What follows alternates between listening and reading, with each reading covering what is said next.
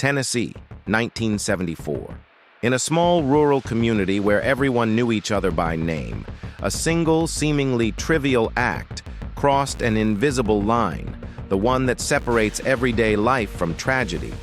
The disappearance of a hog, a simple asset but essential to survival at the time, became the spark that ignited a slow-burning spiral of pride, accusations, and long-standing resentment that no one could stop. What began as a dispute between neighbors soon turned into a silent family feud, fueled by wounded honor and revenge. By morning, the town was no longer the same, and by the end of this story, 12 people would be dead.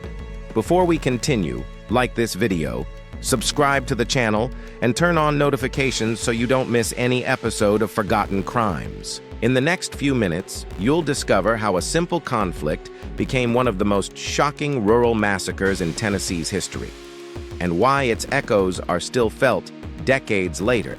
In 1974, the rural community of Maple Hollow, tucked between rolling hills in eastern Tennessee, lived by rules that were older than the county courthouse. Families relied on livestock more than banks, and reputation carried more weight than written law. In a place where neighbors depended on one another to survive hard winters and poor harvests, disputes were remembered for generations. Two families stood at the center of Maple Hollow's social order. The Carver family had lived on the same stretch of land since the 1930s. Their patriarch, Walter Carver, was 58 years old, a hog farmer known for his strict sense of order and uncompromising views on property. Walter and his wife, Miriam, 55, had raised 6 children, all of whom remained in or near the valley. The Carvers were respected but not liked. Locals described them as rigid, proud, and quick to take offense. Just down the dirt road lived the Hensley family, led by Raymond Hensley, 61, a former sawmill worker turned small-scale farmer. Raymond and his wife Evelyn, 59, had 7 children, several of whom had married into neighboring households. The Hensleys were considered sociable, but carried a reputation for long memories and deep grudges. Old disagreements were never forgotten, only postponed. The two families had shared a tense coexistence for decades. Boundary lines between their properties were poorly marked. Fences had been moved and repaired countless times. There were whispered accusations of trespassing, borrowed tools never returned, and livestock wandering where it shouldn't. None of it had ever reached a courtroom. In Maple Hollow, calling the authorities on a neighbor was considered an unforgivable betrayal. The balance held until February of 1974. That winter had been harsh, and food stores were tight. One morning, Walter Carver discovered that one of his hogs was missing from a small pen near the edge of his property. To an outsider, the loss might have seemed minor. In Maple Hollow, it was treated as theft, a direct challenge to authority and honor. Walter did not contact the sheriff. Instead, he went to Raymond Hensley's home. The accusation was delivered calmly at first. Walter claimed tracks in the mud led toward Hensley land. Raymond denied involvement without hesitation. Words were exchanged. Voices rose. Old grievances resurfaced, dredged up as proof that this was not a misunderstanding, but an intentional insult. By nightfall, the hog had not been found. Rumors spread quickly through the valley. Some claimed they had seen Hensley sons hauling meat late at night. Others insisted the hog had wandered off and would return. What mattered was not the truth, but the perception. In Maple Hollow, a stolen hog was not about meat. It was about respect. And by the end of that week, both families were already preparing for a conflict they claimed they did not want, but believed was unavoidable. The days that followed hardened positions on both sides. Walter Carver began speaking openly about the theft, repeating the accusation to anyone who would listen. He framed it not as suspicion, but as certainty. According to him, the hog had not wandered. It had been taken, deliberately, by someone who believed the Carver name no longer commanded respect. Raymond Hensley responded in kind. He told neighbors that the accusation was an insult meant to provoke him. He reminded anyone within earshot that the Carvers had accused others before, often without proof. To Raymond, the missing hog was a convenient excuse to reopen disputes that had never truly died. Within weeks, Maple Hollow divided quietly. Families who were related to the Hensleys by marriage stopped visiting the Carver homestead. Church seating shifted. Children were warned not to cross certain fences. What had once been shared land now felt hostile, defined by invisible borders enforced by memory and resentment. The first confrontation came in early March. Two of Walter's sons, James, 31, and Ethan, 27, encountered Calvin Hensley, 29, near a creek that ran between the properties. The exchange began with accusations and ended with threats. No weapons were drawn, but the message was clear. The dispute was no longer between two older men. It now belonged to the next generation. That same week, a gunshot was heard late at night near the Carver hog pens. No one was injured. No one admitted responsibility. But the sound echoed through the valley, confirming what many already feared. Restraint was fading.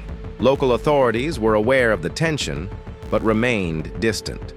The county sheriff, Leonard Brooks, later admitted that disputes like this were considered family business. As long as no one was hurt, intervention was avoided. In Maple Hollow, that policy had been followed for decades. The hog was never recovered. Instead, its absence became a symbol, retold with increasing exaggeration. To the Carvers, it was proof of theft. To the Hensleys, proof of persecution. Each retelling pushed the families further apart. By April, both sides had begun arming themselves openly. Hunting rifles, once tools for sustenance, were now kept within reach. Men traveled in pairs. Night watches were quietly organized. What frightened the community most was not the weapons themselves, but how ordinary their presence had become. Violence was no longer unthinkable. It was expected. By late spring, the first line was crossed. On the evening of April 22, 1974, Samuel Carver, Walter's oldest son, was driving home from a supply run when his truck was forced to stop along a narrow stretch of road bordering Hensley land. Witnesses later recalled hearing raised voices, then a single gunshot echo through the hills. Samuel survived. The bullet struck the side of the truck, shattering a window but missing him by inches. No one was arrested. No formal complaint was filed. But the meaning was unmistakable. The conflict had moved beyond words. Within days, Maple Hollow changed its routines entirely. Farmers avoided the roads after dark. Children were kept indoors. Sunday services shortened as families arrived late and left early, unwilling to linger. The sound of engines slowed near the disputed properties, as if the land itself had become dangerous. Walter Carver called his sons together and issued a warning that would later haunt the town. "If they're willing to shoot," he said, "then they've already chosen how this ends." Raymond Hensley held his own meeting, telling his family that the Carvers were looking for an excuse to destroy them. He urged his sons and sons-in-law to stay armed, not to provoke, but to be ready. In private, he spoke of past humiliations, times when the Carvers had taken advantage of weaker neighbors and escaped consequence. What made the situation more volatile was how quickly restraint disappeared. A month earlier, firing a weapon near a neighbor's home would have shocked the valley. Now it was discussed with resignation. Fear had become routine, and routine made escalation easier. The first death came in May. Thomas Hensley, 34, was found near a fence line separating the two properties. He had been shot once. There were no witnesses willing to speak. The sheriff ruled the case under investigation, but no arrests followed. The killing was unofficially attributed to the feud, an assumption that satisfied no one, but angered everyone. At the funeral, Raymond Hensley stood silently beside his son's grave. Those who attended later said he did not cry, he did not speak, but he made one promise to his family that night. No more warnings, From that moment on, vengeance was no longer discussed in hypothetical terms. It became a matter of timing. The valley sensed it. Everyone knew that what had started with a stolen hog was now fueled by blood, and that the next deaths would not be accidental, isolated, or easily contained. After Thomas Hensley's death, fear stopped being private and became communal. Neighbors began sleeping with lights on. Farm dogs were kept close, not for predators, but for warning. At night, distant engines and footsteps were interpreted as threats. No one trusted coincidence anymore. Retaliation followed quickly. In early June 1974, a Carver barn caught fire just before dawn. The blaze destroyed stored feed and equipment, but spared the livestock. Investigators found signs of accelerant, but no suspects were named. Walter Carver viewed the fire not as property damage, but as a declaration. "This is war now," he told his family. The sheriff attempted mediation. A brief meeting was held at the county office, with both patriarchs present. It lasted less than 15 minutes. Accusations replaced dialogue.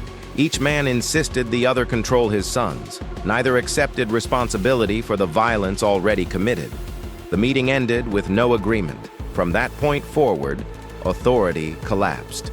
Deputies avoided the valley unless absolutely necessary. Emergency calls were delayed. The unspoken understanding was clear. Intervening could pull law enforcement into a conflict they could not contain. The second killing came later that month. Ethan Carver, 27, was ambushed while repairing a fence near the tree line. He died at the scene. His rifle was found unloaded beside him. Once again, no witnesses came forward. Once again, no arrests were made. The community crossed another threshold. 2 funerals. 2 families shattered. Any remaining restraint disappeared. Young men on both sides began patrolling their land at night. Firearms were carried openly, even during daylight. Conversations were replaced by stares. The feud was no longer whispered about. It defined daily life. By July, the death toll had reached force. 2 Hensleys, 2 Carvers. Each killing justified the next. Each funeral reinforced the belief that only force could restore balance. What frightened older residents most was how quickly the younger generation embraced the violence. Sons who had once hunted together now viewed each other as enemies. The stolen hog was barely mentioned anymore. It had become irrelevant. What mattered was honor, revenge, and the growing belief that only one family would be left standing when it was over. And deep down, Maple Hollow understood that the conflict was no longer spontaneous. It was becoming organized. By midsummer, the violence had settled into a grim pattern. Deaths no longer shocked Maple Hollow. They were counted. Gunfire at night became common enough that people learned to distinguish distance by sound. Close meant danger. Far meant mourning would come to someone else. Families stopped asking who was responsible. Everyone already knew the answer would only lead back to the same 2 names. What changed in July of 1974 was coordination. Older men stepped back. Younger relatives took control. Among the Carvers, James Carver emerged as the central figure. At 31, he was methodical, quiet, and deeply affected by Ethan's death. He began organizing night watches, assigning positions, and setting rules. No one acted alone. No one fired without consensus. On the Hensley side, leadership shifted to Calvin's brother, Aaron Hensley, 36. A man known for his temper, but also his ability to command loyalty. Aaron believed hesitation was weakness. He openly spoke of ending the feud in one decisive act. The sheriff received reports of armed groups moving along tree lines, sometimes numbering 6 or 7 men. Patrols were requested and then quietly canceled. The department was understaffed, under-resourced, and increasingly afraid. Deputies later admitted they were waiting for the violence to burn itself out. It didn't. In early August, 2 more men were killed within 48 hours, 1 from each family. Both deaths occurred on isolated back roads. Both victims were unarmed at the time. Both killings were clearly retaliatory. The number of dead rose to 6. At church that Sunday, the pastor addressed the congregation without naming names. He spoke about restraint, forgiveness, and the cost of hatred. Half the pews were empty. The families most affected no longer attended together, or at all. Behind closed doors, plans were being made. The Hensleys believed the Carvers were preparing a final strike. The Carvers believed the same of the Hensleys. Neither side was wrong. Meetings were held at night, away from homes. Maps were drawn, routes were discussed, names were spoken carefully. The goal was no longer revenge for individual deaths. It was elimination. By late August, Maple Hollow lived under the weight of inevitability. Neighbors sensed that something larger was coming. Not another isolated shooting, but an event that would end the feud entirely. Some families quietly left town. Those who stayed locked their doors, turned off their lights, and waited. The stolen hog had faded completely from memory. What remained was a belief shared by both families that coexistence was no longer possible and that the valley was about to be decided by blood. The final act began in September of 1974, after weeks of preparation carried out in silence. What distinguished this moment from everything before it was intent. The killings that had come earlier were reactive, driven by anger, fear, and opportunity. What followed was different. It was planned, discussed, and accepted as inevitable by those involved. The Hensley family moved first. Late one evening, a group of armed men, relatives, in-laws, and close allies gathered at an abandoned shed near the edge of the valley. They believed the Carvers were preparing an ambush of their own and decided that waiting would only increase their losses. The decision was framed not as revenge, but as prevention. At nearly the same time, the Carvers were gathering as well.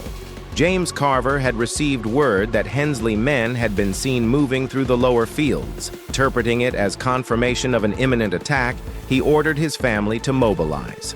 The plan was simple: confront the threat directly, end it in one night, and ensure no one could retaliate. Neither side knew the other was already in motion. The encounter occurred near a cluster of neighboring homes that sat between the two properties, families who had no direct involvement in the feud, but had lived in its shadow for months. What began as an attempted interception quickly spiraled out of control. Shots were fired. In the confusion, identification became impossible. Darkness, fear, and overlapping loyalties erased boundaries. Men fired at movement, others returned fire believing they were defending themselves. Houses were struck. Neighbors ran or hid, unsure of who was attacking whom. When the violence finally subsided, 12 people lay dead.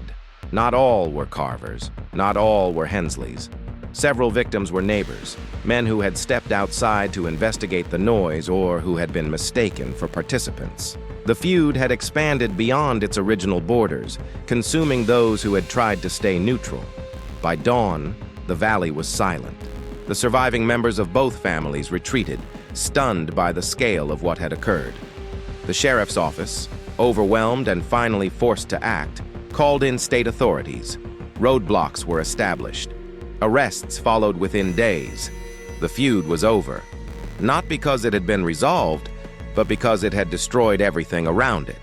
What remained was a community in shock, families shattered beyond repair, and the realization that a conflict once dismissed as family business had become one of the darkest chapters in the region's history.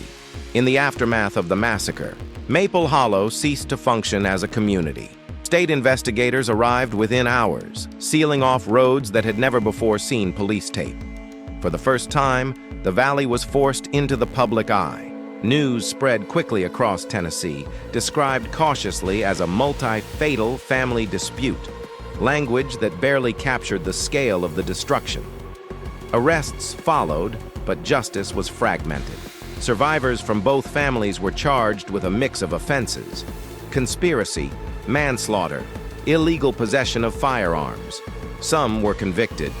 Others walked free due to lack of witnesses willing to testify. Fear still ruled the valley, and silence remained a powerful shield.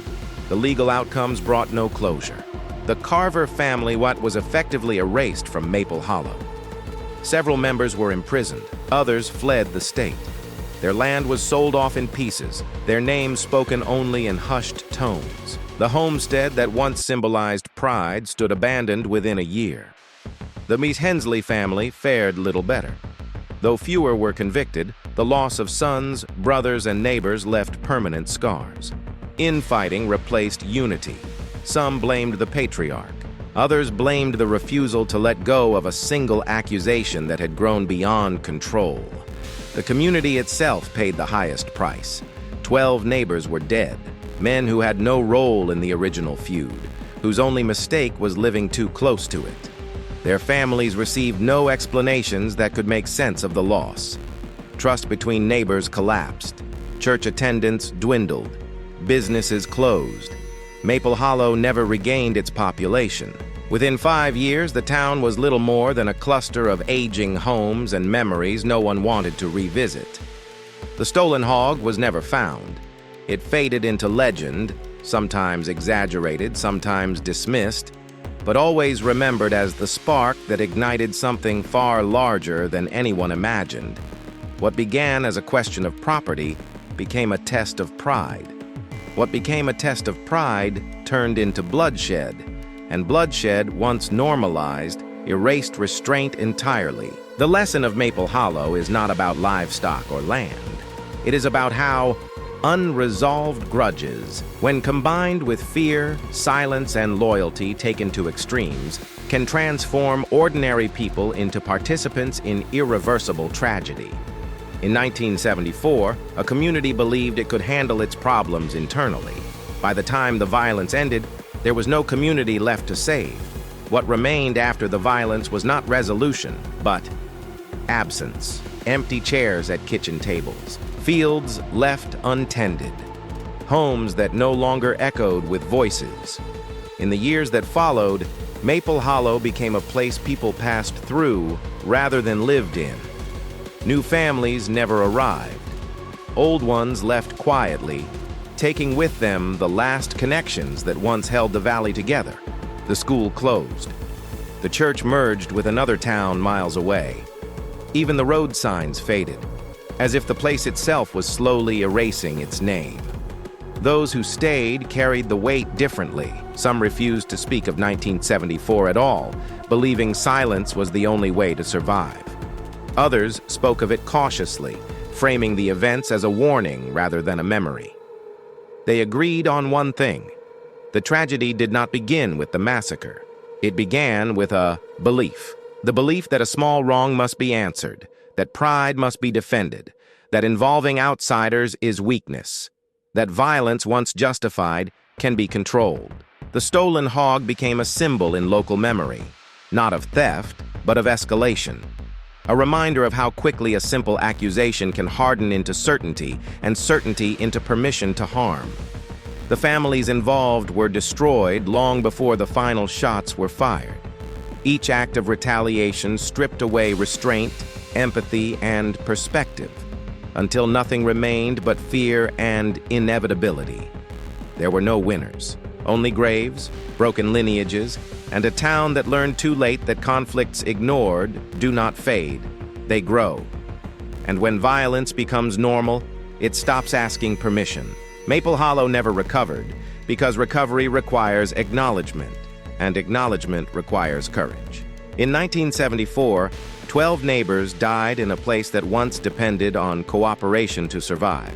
Their deaths stand as a quiet testament to a truth written into the history of rural America, that even the smallest dispute, when fed by pride and silence, can end in irreversible loss. And once that line is crossed, no apology, no verdict, and no passage of time can restore what was destroyed. If you watched until the end, comment where you're watching from. Your voice helps keep these forgotten stories alive. And I share this videos with someone who values serious documentary-style true crime.